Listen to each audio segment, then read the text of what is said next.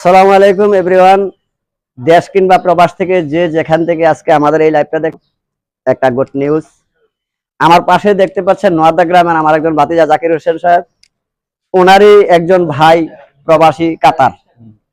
উনি আমাদেরকে নোয়াদা এই যে একটা অসহায় মানুষের ঘর নির্মাণের একটা অনুদান দিয়েছে, আমাদেরকে এক বান টিন দিয়েছে।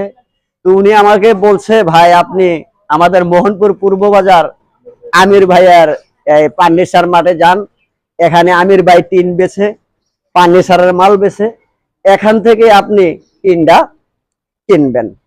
তো এখানে আইসা আমি আমির ভাইকে অবগত করলাম। আমির ভাই অত্যন্ত খুশি হয়েছে ভাইয়ের প্রতি।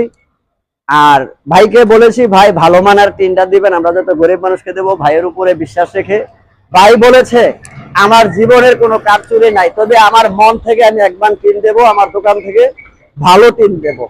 তো আপনারা দেশে কিংবা প্রবাসে এবং কি আমাদের দেশের প্রত্যেকটি গ্রামে প্রবাসী সংগঠন আছে, যুব সংগঠন আছে, নানান সংগঠন আছে, বিশিষ্ট বিশিষ্ট ব্যবসায়ী ভাই বন্ধুরা আছেন। আপনারা একটু একটু করে যদি আমাদের এই বিজ্ঞাপনে আসেন, তাহলে আমরা এই গরিব মানুষকে কিছু দিতে পারবো এবং কি তারা বৃহত্তম আকারের একটা উপকার পাবে। তো ভাই আমি লাইভটাকে দীর্ঘায়িত করব না, এখানেই শেষ করছি। আল্লাহ হাফেজ।